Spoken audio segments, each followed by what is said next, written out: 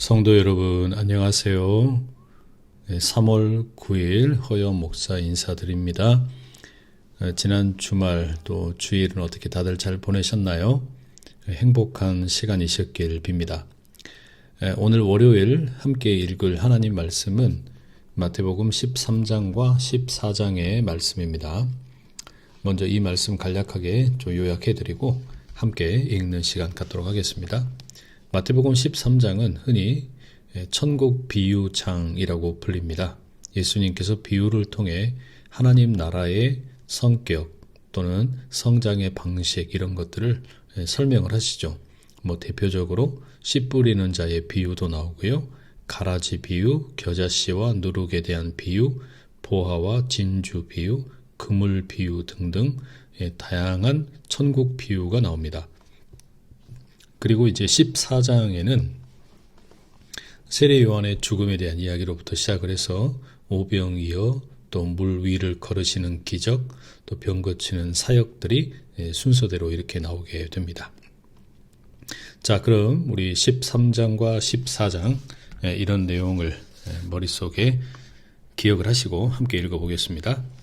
13장. 그날에 예수님이 집에서 나가셔서 바닷가에 앉아 계셨다. 그러자 많은 무리들이 예수님 곁으로 모여들었다. 그래서 예수님은 배에 올라타 앉으셨다. 무리는 모두 해변에 서 있었다. 예수님은 많은 것을 비유로 들어 사람들에게 말씀하셨다. 보세요. 씨 뿌리는 사람이 씨를 뿌리러 나갔습니다. 그가 씨를 뿌리는데 어떤 것들은 길가에 떨어졌습니다. 그러자 새들이 와서 그것들을 쪼아 먹었습니다. 다른 것들은 흙이 별로 없는 돌투성이 밭 위에 떨어졌습니다. 그리고 곧바로 싹이 돋아났습니다. 흙이 깊지 않아서입니다. 그러나 해가 떠오르자 타들어갔고 뿌리가 없어서 말라버렸습니다. 다른 것들은 가시덤불 위에 떨어졌습니다.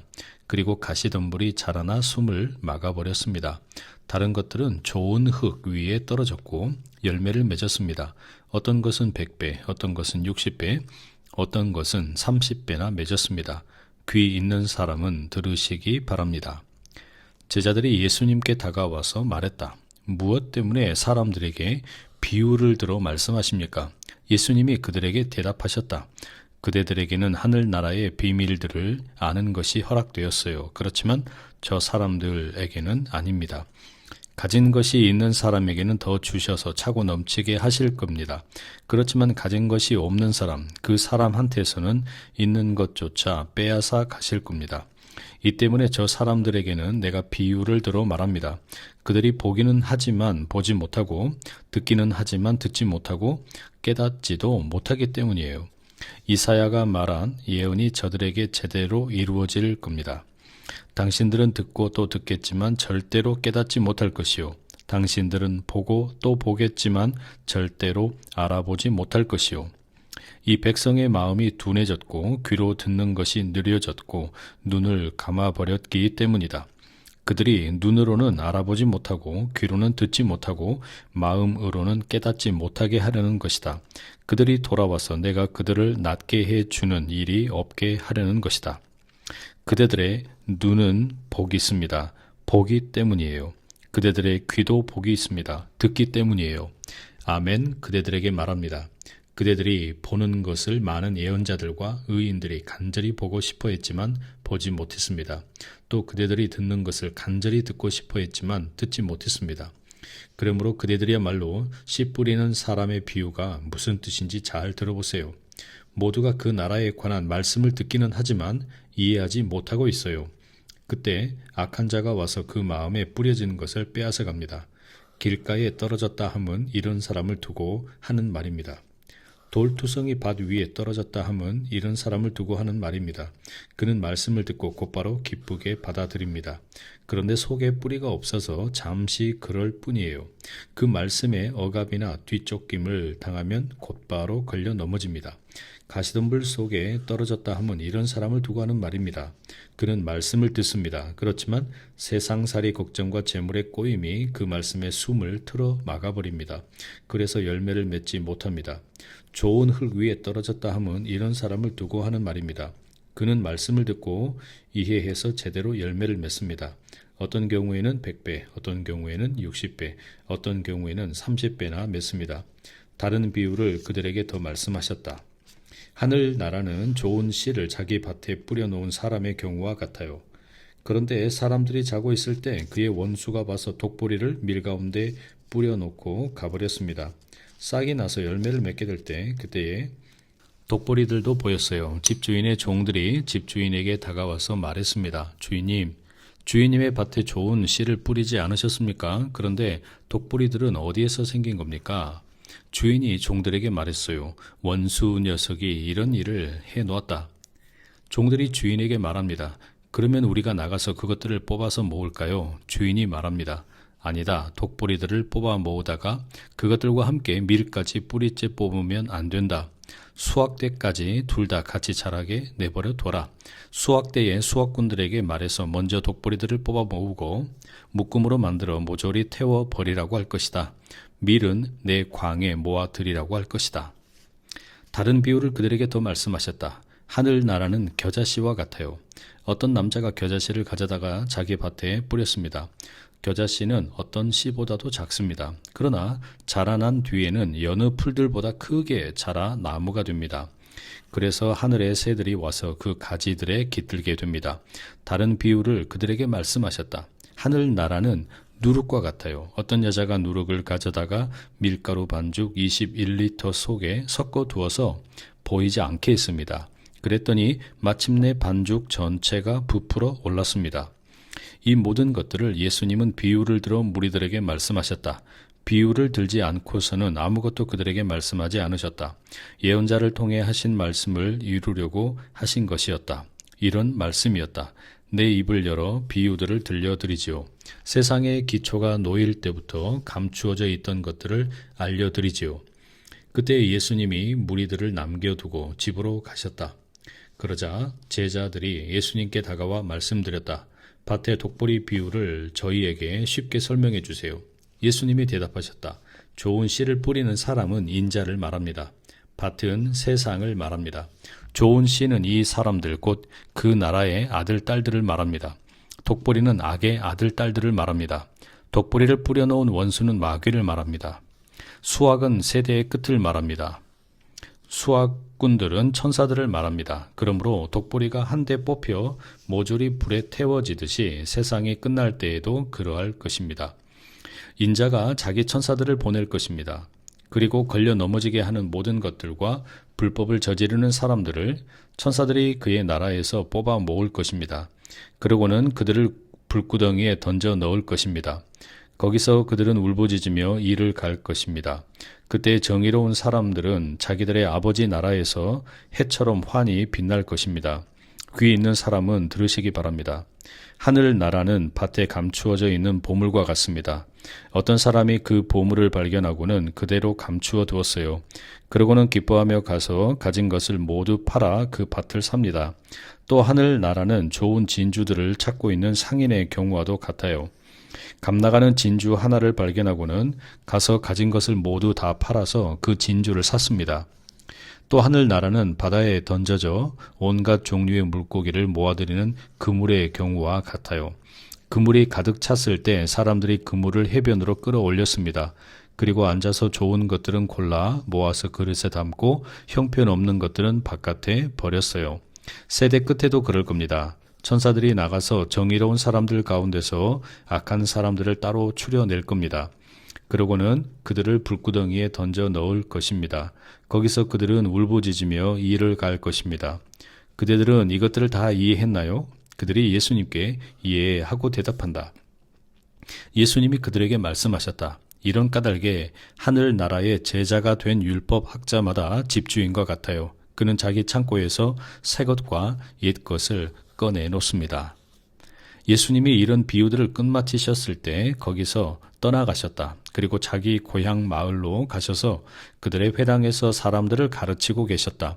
사람들이 몹시 놀라 말했다. 이 사람은 어디서 이런 지혜와 놀라운 능력을 얻게 된 거지? 이 사람 목수 아들이잖아. 어머니는 마리아라고들 하지 않나? 그의 형제들은 야고보와 요셉과 시몬과 유다가 아닌가? 그의 누이들이 모두 우리 곁에 있잖아. 도대체 이 사람이 어디서 이런 모든 것을 얻게 된 거지? 이렇게 예수님 때문에 사람들이 걸려 넘어지고 있었다. 그러자 예수님이 그들에게 말씀하셨다. 예언자가 존중받지 못하는 경우가 없습니다. 고향과 자기 집에서 말고는요. 그리고 거기서는 능력을 내보이는 놀라운 일들을 많이 하지 않으셨다. 고향 사람들이 믿지 않아서였다. 아멘. 14장입니다. 그러던 때에 갈릴라야의 통치자 분봉왕인 헤롯이 예수님의 소문을 들었다. 헤롯이 자기가 부리는 사람들에게 말했다. 이 사람은 세례자 요한이야. 바로 그가 죽은 사람들 가운데서 일으킴받아 살아났어. 이런 까닭에 그가 능력을 내보이는 놀라운 일들을 하는 거야. 사실은 헤롯이 요한을 붙잡아다가 그를 묶어서 감옥에 가두어 두었던 것이다. 자기 형제 필립의 아내 헤로디아와 관련된 일 때문이었다. 요한이 헤롯에게 그 여자를 차지하는 것은 해서는 안 되는 일이오 하고 거듭거듭 말했기 때문이다. 헤롯은 요한을 죽이고 싶었지만 무리를 두려워했다. 그들이 요한을 예언자로 여기고 있었기 때문이다. 그런데 헤롯의 생일이 되었을 때 헤로디아의 딸이 한가운데서 춤을 추었고 헤롯을 기분 좋게 해주었다. 그런 까닭에 헤롯은 소녀가 해달라고 하는 것은 무엇이든 해주겠다고 소녀에게 맹세했다. 소녀는 어머니가 시키는 대로 여기 쟁반에 세례자 요한의 머리를 담아 저에게 주세요 하고 말했다. 고민스러웠지만 헤롯 임금은 잔치상 둘레에 함께 기대에 앉은 손님들 앞에서 한 맹세 때문에 그렇게 해주라고 명령했다. 그러고는 사람들을 보내어 감옥에 갇힌 요한의 목을 베게 했다. 그 머리가 쟁반에 담겨왔고 소녀에게 건네졌다. 소녀는 어머니에게 가져갔다. 요한의 제자들이 찾아와서 죽음을 거두어 장례를 치렀다. 그러고는 가서 예수님께 그 소식을 알렸다. 예수님이 들으시고는 거기서 물러나 배를 타고 따로 외떨어진 곳으로 가셨다. 무리들이 듣고서 여러 도시로부터 뭇길로 예수님을 따라갔다. 예수님은 배에서 내려서 큰 무리를 보시고 그들 때문에 가슴 아파하셨다. 그래서 그들 가운데 아픈 사람들을 고쳐주셨다. 저녁이 되었을 때 제자들이 예수님께 다가와서 말씀드렸다. 이곳이 외떨어진 곳인데다가 저녁 시간도 이미 지났습니다. 무리들을 흩어보내시지요. 여러 마을로 나가서 저마다 먹을 거리를 살 수 있게 하시지요. 그러나 예수님은 제자들에게 말씀하셨다. 그들이 나갈 필요는 없어요. 그대들이 주세요. 그들에게 먹을 것을 그대들이요.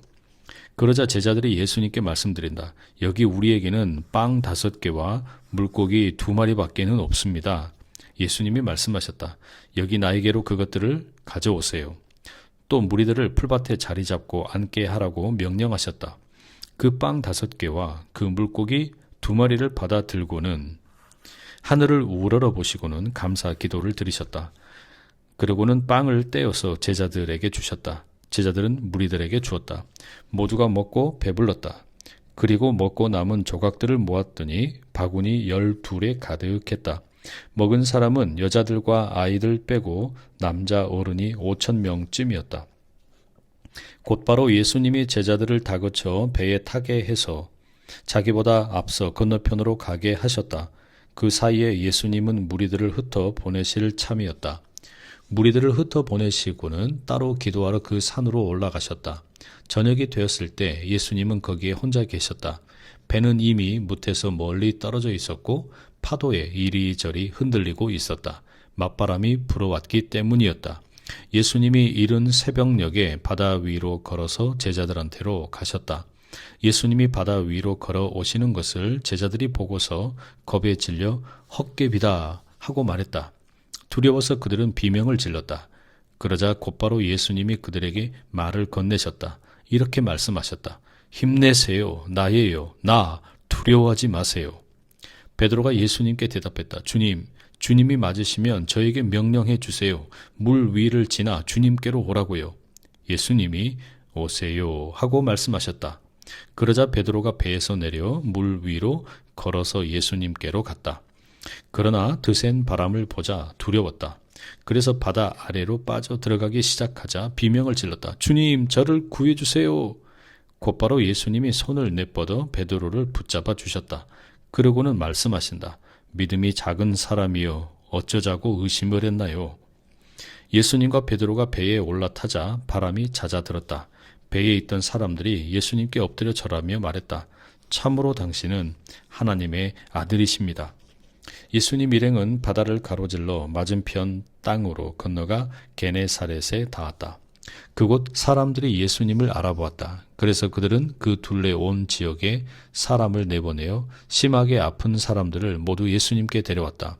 그리고 아픈 사람들이 예수님께 사정사정해서 예수님의 겉옷자락 술만이라도 건드리도록 해달라고 했다. 건드린 사람은 누구든 말끔히 나았다. 아멘. 네, 성도 여러분, 오늘 우리가 마태복음 너무 유명한 13장, 14장 말씀 함께 읽었습니다. 이 가운데 한 3구절 정도 같이 좀 묵상하면 좋겠는데요. 먼저는 우리 마태복음 13장의 23절 말씀입니다. 좋은 흙 위에 떨어진 씨앗에 대한 내용이죠. 이런 말씀이 있습니다. 좋은 흙 위에 떨어졌다 함은 이런 사람을 두고 하는 말입니다. 그는 말씀을 듣고 이해해서 제대로 열매를 맺습니다. 어떤 경우에는 100배, 어떤 경우에는 60배, 어떤 경우에는 30배나 맺습니다. 우리 스스로에게 질문을 해보면 좋겠습니다. 내가 어떤 밭인가? 말씀은 이미 뿌려지고 있습니다. 문제는 씨가 아니라 밭입니다. 내 마음은 바쁜 길가인가? 얕은 돌밭인가? 가시덤불인가? 그것도 아니면 좋은 밭인가? 우리가 함께 우리의 마음밭을 함께 점검해 보면 좋겠습니다. 두 번째로 13장 44절입니다. 여기에는 밭에 감추어져 있는 보물에 대한 내용이 나오죠. 그 마지막 말씀에 보시면 기뻐하며 가서 가진 것을 모두 다 팔아 그 밭을 삽니다. 라고 되어 있습니다. 우리가 하나님 나라의 가치를 얼마나 알고 있는가 되묻는 질문입니다. 하나님 나라는 인생의 여러 가치 중에 하나가 아니라 가장 궁극적이고도 중요한 가치입니다. 우리 스스로에게 이런 질문해 보면 어떨까요? 나는 하나님 나라를 최우선 가치로 두고 있는가?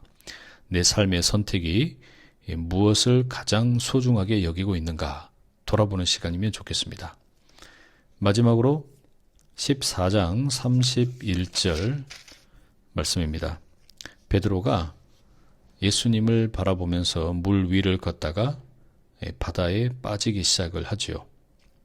예수님께서는 믿음이 작은 사람이요 어쩌자고 의심을 했나요? 이렇게 말씀을 하십니다. 예수님을 바라볼 때는 걸었지만 그가 파도를 바라볼 때는 빠지게 되었습니다. 내 삶의 폭풍 속에서 무엇을 바라보고 있습니까? 두려움과 믿음 중에서 무엇이 나의 시선을 지배하고 있습니까? 함께 묵상하는 좋은 시간 되면 좋겠습니다. 이제 말씀 붙들고 함께 기도하는 시간 갖겠습니다. 사랑하는 하나님 아버지, 오늘 우리가 마태복음의 13장, 14장 말씀 함께 읽었습니다.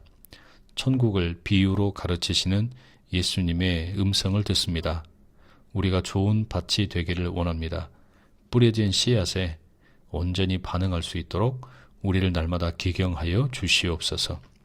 믿음이 작은 자 되지 아니하게 하시고 예수님 바라보며 인생의 파도를 헤쳐나가도록 도와 주시옵소서.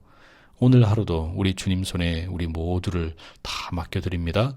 주님께서 통치하여 주시옵소서. 모든 것 주님께 감사드리고 사랑이 많으신 예수 그리스도의 이름으로 기도드립니다. 아멘. 우리 사랑하는 성도 여러분, 오늘 하루 남은 시간도 복된 귀한 시간으로 보내시고 내일 더 건강한 모습으로 만나 뵙겠습니다. 사랑하고 축복합니다.